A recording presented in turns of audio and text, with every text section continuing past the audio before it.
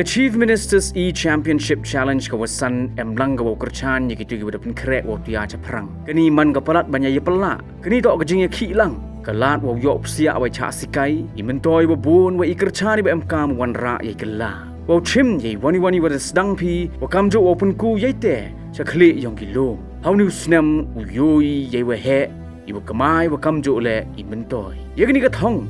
Tok gerwai pak ba de sarkar Meghalaya ka udah penwandur nei bentaw kerchan ki kam ki wasdang neru wasdang kani tok gerensan ka terwa yai man kam ginong penyu pen kedau irap poisa wa kamjo yo lingba ka program incubation ka khandi benai yong ka prime daw yo mentoi pile nei chak sikai iwa marsemen wa ki ru champang ki ru kom sikai ki wa pen pelia ki sap krek kam ki yong pi wa kamjo le yo bha pi he to wa irap poisa ipunya tok ya dei ki yau ki han wa kamju I thau kre la ni ki office space ha shlong wa hatura de tok ipor wa lai cha wa palat I jing yo jingai ka menri tok ka yong pi ka wa pun wandur katu de tok kepali ke yong pi katu tok dapoi kepali yong pi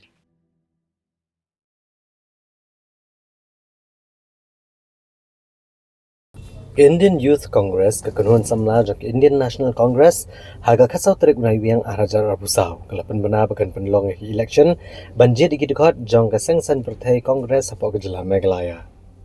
Kini ki election Pynlong haga kerdan Assembly District bat kejela kebapen I ya kejengkala kebakrau kerukom Jied kinong ngelam san partai haga di India. Indian Youth Congress kasyim kia ban itu kinong ngelam kebedang samla kebedan bor banyarap bantau dore kalau wei jong keri India.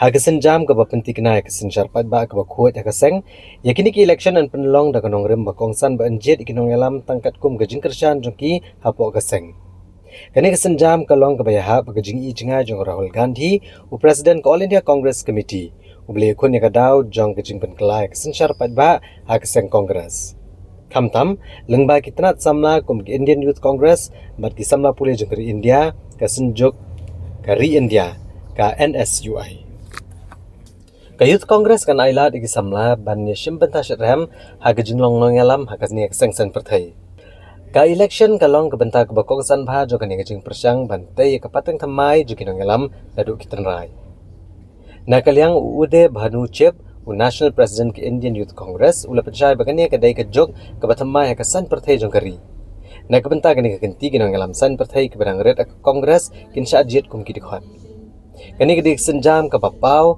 ke bapeni ke rukam senjar pat ba ke pasisha ha kejing terekam kejing Pynlong Dkhot ba kejing Jied kan sedang dak bentar jok kejing long Dkhot ha ke babarok ki samla shimet ke bakwa ban long shibenta jok Indian Youth Congress kelab ban penrung kerteng kani ke bentar kan ailat ru iki kertong ki bala ban penrung kerteng iki no kershan jongki kum ki Dkhot ki batrekam ban Pynlong ya ke rukam terekam ke bakam sok lapen mi ke mobile app with IYC kabala ban yo habro artli ki Android pat Apple Play Store kane ka app ka aila de ginu ke bakwa ban rong da ke basok kum ki Dkhot jok Indian Youth Congress bat baneron bentah ke jengkala ka san partai ka ban nyat chakmat my colleagues from Youth Congress election team and the people colleagues from the press and media today we are here to launch the Youth Congress membership in Meghalaya.